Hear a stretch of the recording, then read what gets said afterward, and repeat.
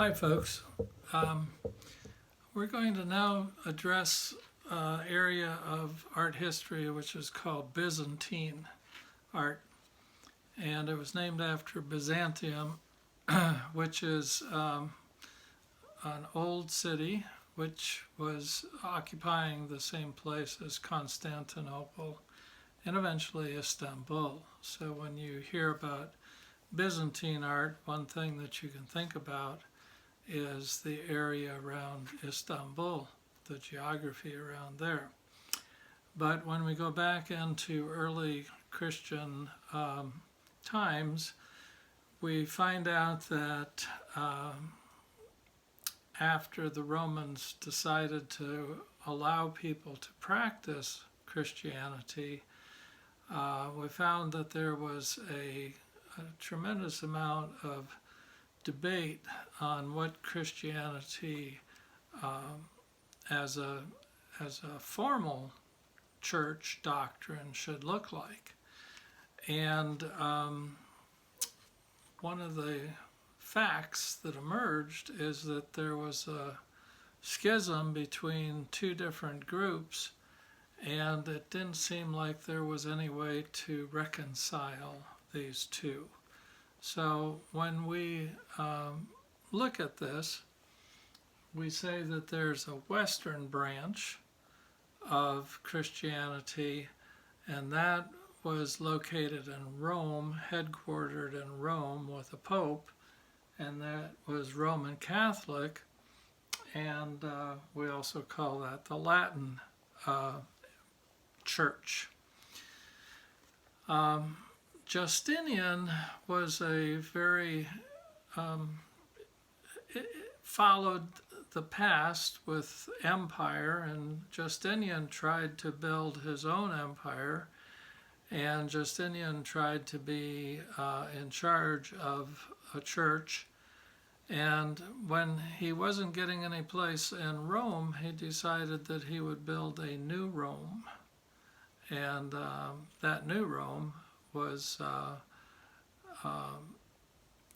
Constantinople. And this was a section that now broke off, and it was called Eastern or Byzantine, Eastern or Byzantine or Greek Orthodox.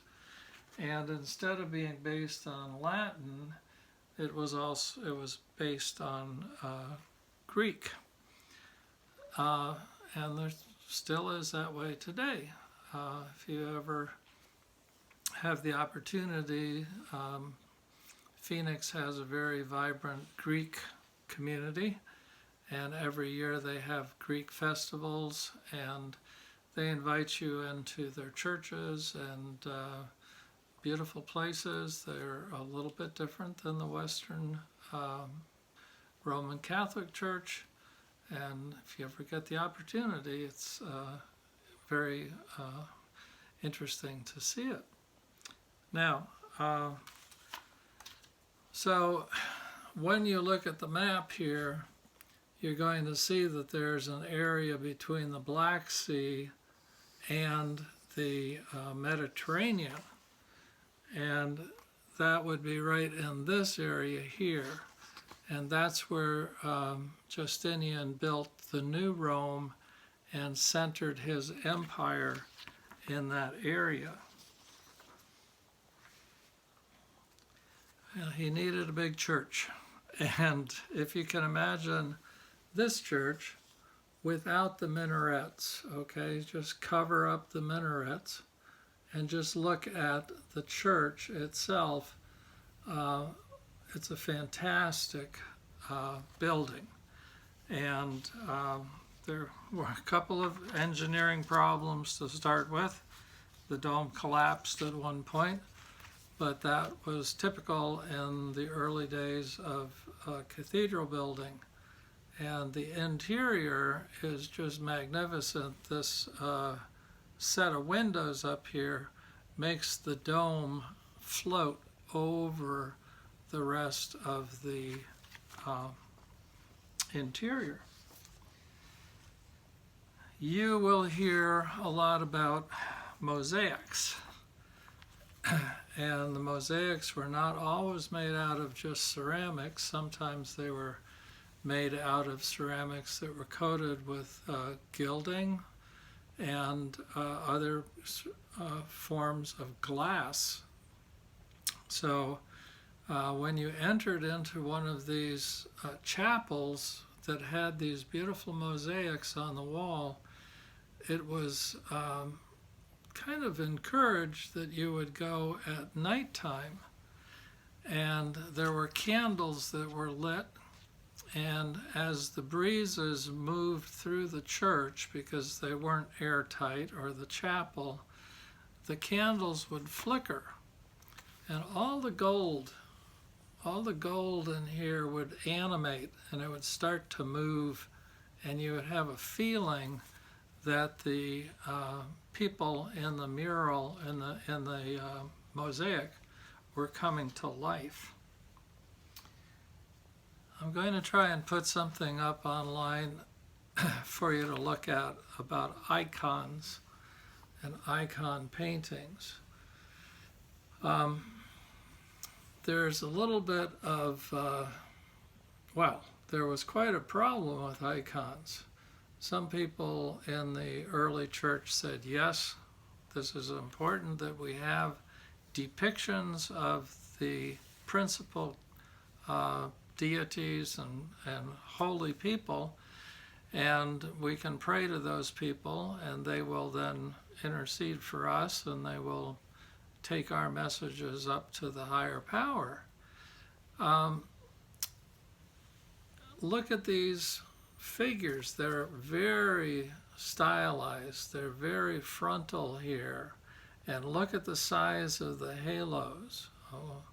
So that's something that you're going to hear about as we go forward in time. The older the art, the bigger the halos. And those are some pretty big halos we have here. As the art approaches the Renaissance around 1400, the halos have shrunk down to a much smaller size. So the idea of having icons to pray to, it brought up another time period when there was a word that came up, sorry about the, it's iconoclasm. And there was a period of time when emperors or church leaders tried to cleanse the buildings, the temples, the churches. They tried to get rid of all the icons, and they made it a policy that they had to be destroyed. So that's called iconoclasm, and it lasted for maybe 10 years or maybe 20 years, and then they said, no, we made a mistake. We can have icons to pray to. It went back and forth a couple of times, but now finally, when you're looking at the Greek Orthodox especially, you will see icons that people pray to. The Russians come into play here, and you'll find out that there was some commercial linkage between Kiev and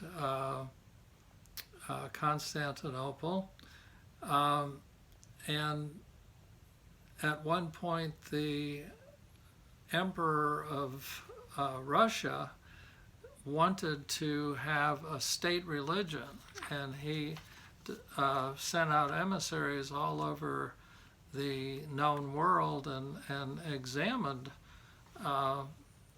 Judaism, Muslim beliefs, Christianity, and he chose the Greek Orthodox. And so in Russia, all of a sudden you have these beautiful, beautiful buildings that are being constructed. Now,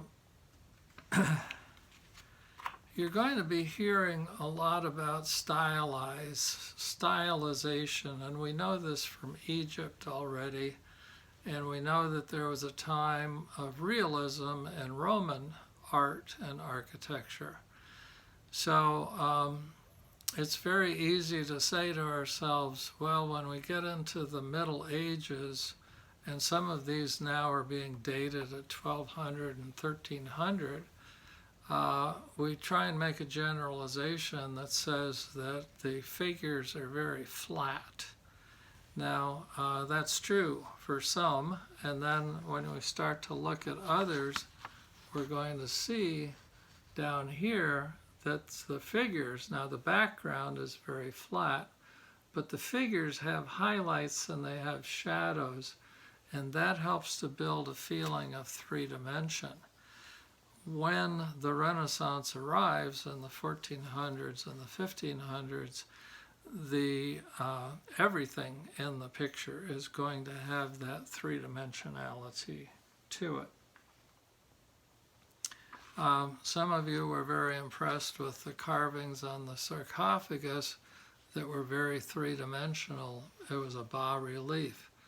Well, look at these. These are made out of ivory, and it's a little triptych, meaning that there's a central panel here and a hinged panel on each side, so that you can fold that up for traveling so nothing harms the beautiful, delicate ivory carving. So have a look at that too. Anyways, just think to yourself that the early forms of Christianity was kind of like a free-for-all. There were many groups that were vying for our way is the way, and there were other groups that were Christian and who were holding up their hands and saying, no, no, no, you got it wrong. Our way is the way. And the biggest